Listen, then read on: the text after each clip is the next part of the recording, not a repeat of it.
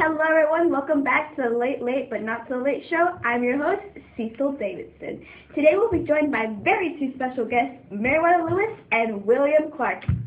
Please don't ask how they became here. How are they going to get here? Magic! All the way from the 1800s, Lewis and Clark! Well, thank you. It's an honor to be here today. Where are we? Great. Welcome back, everyone. We have Lewis and Clark here. We're here for an interview. So Lewis and Clark, they're known as one of the greatest American explorers in all of history, most known for traveling the Great West in a search for a Pacific route. So, Lewis and Clark, can you tell us something a little bit about your childhood? No. Well, I remember in my childhood, I was born on August 18th, 1774, to a rich family. My parents were Lieutenant William Lewis and Lucy Meriwether, so apparently I was named after my mother, which was a shocker.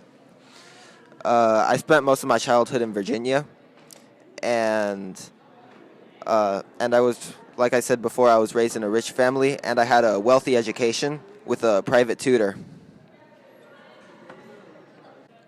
I was born August 1st, 1770 in Virginia. My parents were John and Ann Rogers Clark. In my childhood, I was raised in a fairly wealthy family. However, I was homeschooled by my father. My father was actually a huge influence in mostly everything that I did. And whenever I wasn't studying, I was out hunting with my older brothers. Back in my day, at a young age, I was taught how to hunt by my older brother. I was the ninth of 10 kids from my parents, and hunting was very important as my 5 older brothers were actually all served in the American Revolution, so they all knew their way around a gun. So one day, on one of my first hunting trips, my brother and I spotted a doe, and we ducked down in the bushes, and we're getting ready to shoot it. So my brother taught me how to shoot a gun, and really trained me for that moment. And so when I took the shot, I ended up killing the doe, and it was a really successful hunt. So now that we have a little bit of an insight of your childhood, how did you guys meet? And how did Thomas Jefferson choose you, Meriwether Lewis, to lead the Corps of Discovery? So the Louisiana Purchase had just been completed, and President Jefferson was eager to see what was further west. So he enlisted me for an expedition to figure out and make a map of what was past Louisiana. So he told me to choose who I wanted for the expedition. So I chose Clark, who I met in a rifle company, and we had been good friends ever since then. So I knew I could rely on him. So we spent the winter of 1803 to 1804 at Camp Du Bois. We stocked up for the journey.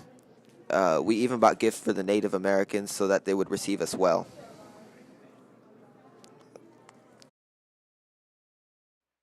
So hey guys, what was your expedition like and how did you run into Sacagawea?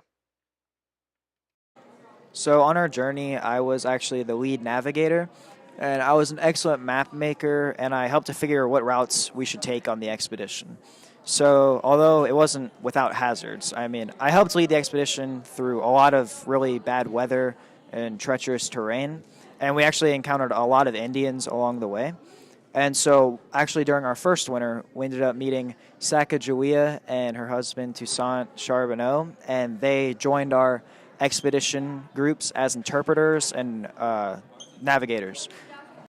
And during the navigation, Sacagawea actually ended up giving named Jean-Baptiste in February. So I ended up giving him the nickname of Little Pomp, or Pomp. And the expedition actually went really well. We ended up building a fort named Fort Classtop and waited out winter. In March, we made plans to head back to St. Louis, but in early July, we actually ended up dividing into 2 groups to explore more of the area. So my group and I ended up exploring the Yellowstone River, and during this part of the journey, I actually ended up naming a rock formation after Sacagawea's son, and I called it Pompey's Tower.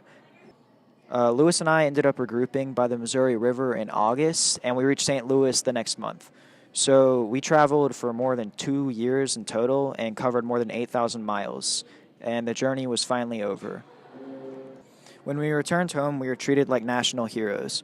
We were rewarded for our efforts with extra pay and land. And I also received an appointment as the agent for Indian Affairs in the West, and I even became a brigadier general of the militia. Sacagawea was a Shoshone interpreter, and she was best known for serving as a member of our expedition into the West. And she was actually the only woman to join us on our expedition.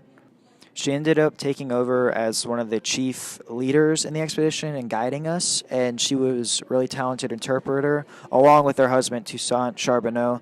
They both really helped us as they guided us through the new terrain, since they were more familiar with the area than Lewis and I were.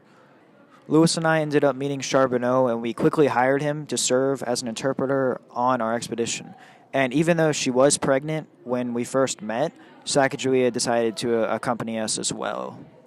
And the reason we allowed her to accompany us was because the reason we let her join us was because she's very fluent in the Shoshone language, and we knew that would later help us during our expedition. And we're back. I want to thank you guys so much for giving us all this wonderful information again. Okay, so, Lewis, I don't know how to say this, but after your terms as governor, you kind of get depressed and kill yourself. Bye! So, unfortunately, Meriwether Lewis could not join us at this moment. In his final months, Meriwether Lewis did not have many good terms as governor of Missouri. He fell into depression and alcoholism a few months after, and in September of 1805, on a trip to Washington, he tried to kill himself twice. He only succeeded on October 10th or 11th, 1809. It was rumored that he killed himself or that he was murdered. Second.